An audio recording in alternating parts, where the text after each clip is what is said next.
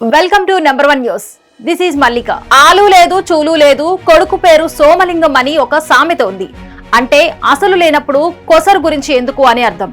అంబేద్కర్ కోనసీమ జిల్లా రాజోలు నియోజకవర్గం మలికిపురం మండలంలోని తూర్పు పాలెం గ్రామంలో అక్షరాల ఇదే జరిగింది. దాదాపు 4,30,00,000 రూపాయల వ్యయంతో తలపెట్టిన వంతెన అసంపూర్ణంగా గత 7 సంవత్సరాలుగా మిగిలిపోయింది. పూర్తి కాని ఈ వంతెనను 2019 ఫిబ్రవరి 14వ తేదీన అప్పటి రాజోలు నియోజకవర్గ ఎమ్మెల్యే గొల్లపల్లి సూర్యారావు నిచ్చెన ఎక్కి మరీ ప్రారంభించారు.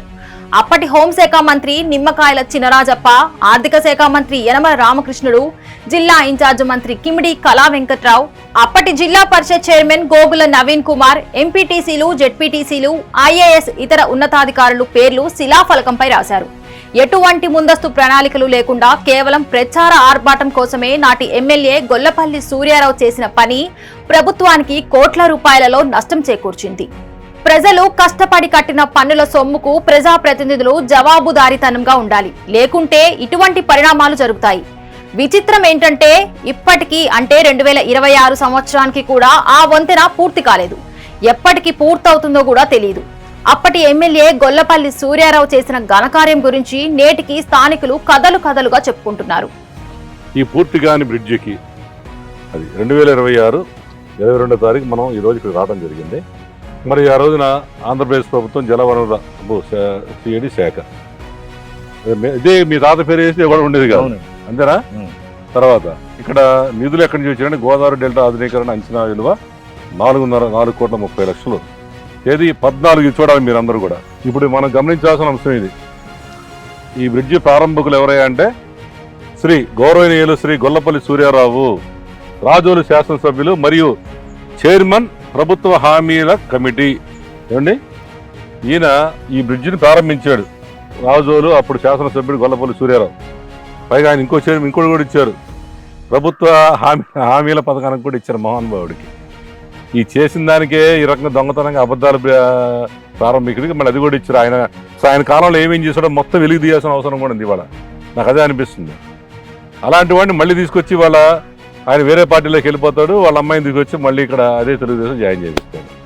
7 సంవత్సరాల క్రితమే ఆయన ప్రారంభించాడు బ్రిడ్జి. ఈ రకంగా ఉంది. ఈ రకంగా ఎక్కడో మారుమూల ప్రాంతంలో కొబ్బరి చెట్లు ఈ రకంగా అందరూ కడుకుంటే కనీసం 2 వీలర్గా కూడా రాదు, నడిచి వెళ్ళడానికి కూడా ఇబ్బందిగా ఉన్న రోడ్డుని మహానుభావుడు ప్రారంభించాడు. మరి వాళ్ళు వచ్చినా తెలియదు, ఈయన అందరూ పేర్లు భయపెట్టి ఉంటాడు. ఏమండి, ఈ 14/2/2019 ప్రారంభించిన ఈ పూర్తిగాని బ్రిడ్జిని, ఇది నిచ్చినేసుకొని పైకి ప్రారంభం చేసిన బ్రిడ్జిని శంకరగుప్తం మేజర్ డ్రైన్ అనే పేరు మీద పెట్టారు. ఇప్పుడు విశిష్ట అతిథులు నిమ్మకాయల చినరాజప్ప, అప్పుడు హోంమంత్రి, ఉప ముఖ్యమంత్రి. మళ్ళీ ఇదే ప్రభుత్వం ఇప్పుడు వచ్చింది. యనమల రామకృష్ణుడు గారు ఇంకొక మంత్రి గారు. అప్పుడు ఆయన ఎవరు, వాణిజ్య పనులు, ఆర్థిక ప్రణాళిక అని డబ్బులు ఇచ్చింది ఆయనే. అంటే ఇలాంటి చూసుకోకుండా ఇచ్చేస్తారన్నమాట. ఎన్నుకోవటాన్ని మీ పార్టీ వాడేంటి. దేనుడు ఉమామహేశ్వర్ అప్పుడు ఇరిగేషన్ మంత్రి. కిమిడి కళా వెంకట్రావు జిల్లా ఇన్ఛార్జి మంత్రి. జ్యోతుల నవీన్ కుమార్ చైర్మన్ జిల్లా పరిషత్తు. పండుల రవీంద్రబాబు పార్లమెంట్ సభ్యులు. భూపతిరాజు ఈశ్వరరాజు గారు chairman Godavari delta project. Namana Rambabu chairman జలవనరుల కార్పొరేషను.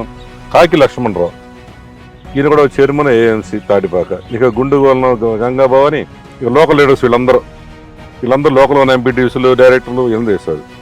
గౌరవ అతిథులు కూడా ఉన్నారు. మళ్ళీ చూడండి, గౌరవ అతిథులు వీళ్ళని కూడా చూద్దాం. ఈయన పేర్లు కూడా గౌరవ అతిథులుగా Shashibhushan Kumar principal secretary irrigation. Kartikeya Mishra collector గారండి, తూర్పుగోదావరి జిల్లా collector. Venkateswararao engineer. Vijay Kumar chief engineer Godavari delta. ఈ కృష్ణారావు గారు, ఇక సుబ్బయ్య గారు, నాగేశ్వరరావు ఎగ్జిక్యూటివ్ ఇంజనీరు. వీళ్ళందరూ ఇంజనీర్స్, అసిస్టెంట్ ఇంజనీర్లు. వైవి రమణారావు ఎంయూ చూసి. కాంట్రాక్టర్ కూడా బివి సుబ్బరాజు, తిరుమల కనెక్షన్స్, భీమవరం. ఇది పరిస్థితి. అసలు వీళ్ళందరూ ఏం చేయాలి మనం ఇప్పుడు చెప్పండి. ఒక్కడన్నా ఇంతమందిలో అరే బ్రిడ్జి ప్రారంభానికి అంటున్నారు, నా పేరు వేసుకుంటున్నారు. అసలు ఈ బ్రిడ్జి పూర్తయిందా లేదా? 4.5 కోట్లు డబ్బులేమో తినేసారు. మరి కాంట్రాక్టర్ తిన్నాడో ఎవడుతున్నాడో తెలియదు. ఇంత పెద్ద శిలాపలకం వేశారు. అసలు ఇంతవరకు వాడిందని ఒక్కడన్నా ఎంక్వైరీ చేశాడు 7 సంవత్సరాలు ఎవరైనా? ఇక నుంచి ఎవరైనా మీ పేర్లు వేస్తే మీరు ఫస్ట్ ఆలోచించుకోవాలి, అరే బాబు ఆ బ్రిడ్జి ఫోటోలు పెట్టండి, వీడియోలు పెట్టండి అని. మనం కూడా మన ఛానల్ గురించి ఎవరన్నా సార్ మా ఊళ్ళో అన్యాయం జరిగింది, అక్రమం జరిగిందంటే మనం ఏం చేస్తున్నాం?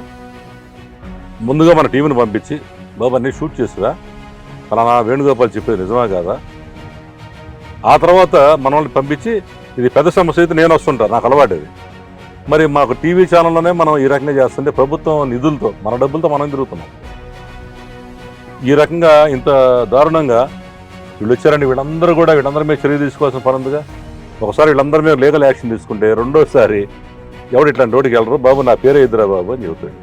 సో ఇది ఇంత దారుణం. మిగతా విషయాలు మనం తెలుసుకుందాం. ఒకసారి చూడండి, ఇటు కూడా చూపించే ఈ రోడ్డు ఎట్లా ఉందో.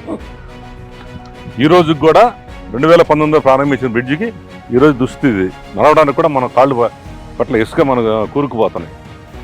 ఇక్కడున్న పరిస్థితి, ఈ బ్రిడ్జి మేంచి మనం నడిచాం, అటువైపు చూసాం, బ్రిడ్జి ప్రారంభించిన శిలాఫలకాన్ని చూపించాం. ఇక ఇక్కడి నుంచి సైకిల్ కాదు కదా, నడిచి రావడానికి ఇబ్బంది ఉన్న పరిస్థితి. ఇది ఎక్కడికి వెళ్ళాలి? ఈ రోడ్డు వాస్తవంగా ఇట్లా స్ట్రైట్గా ఇట్లా పోవాలి, పోయి ఆ రోడ్లో కలవాలి. మరి దానికి అక్కడ ఎవడో ఇచ్చున్నాడు స్థలం, లేకపోతే వీళ్ళది ఇస్తారని హామీ ఇచ్చారు కాబట్టి పంచాయతీ తీర్మానం చేసింది కాబట్టి బ్రిడ్జి దానిలో ఎక్కడైనా సరే ఈ బ్రిడ్జి వెంటనే టర్నింగ్ ఉండదు. అవునండి, ఎక్కడ లేదు. చాలా తప్పండి, ఇది చాలా తప్పు. ఇంజనీరింగ్ ఎవడైతే ఆ ఇంజనీర్లు వాళ్ళందరి మీద కూడా మనం యాక్షన్ తీసుకున్నాం. వీళ్ళందరూ కూడా నోటీసులు పంపిద్దాం మనం. ఎందుకంటే ఒక బ్రిడ్జి ఇరిగేషన్ డిపార్ట్మెంట్, అందులో ఇది స్ట్రైట్గా వెళ్ళాల్సిన పరిస్థితి. సుమారు కనీసం 200-300 మీటర్లు వెళ్ళిన తర్వాత, అడుగులే ఫీట్స్ వెళ్ళిన తర్వాత అక్కడ మనం టర్నింగ్ ఉండొచ్చేమో. ఇట్లా తిరిగిన వెంటనే ఈ టర్నింగ్ పెట్టారు. ఇదే పెద్ద తప్పు. మరిన్ని లేటెస్ట్ అప్డేట్స్ కోసం చూస్తూనే ఉండండి నెంబర్ 1 న్యూస్. సామాన్యుడి చేతిలో సామాజిక అస్త్రం.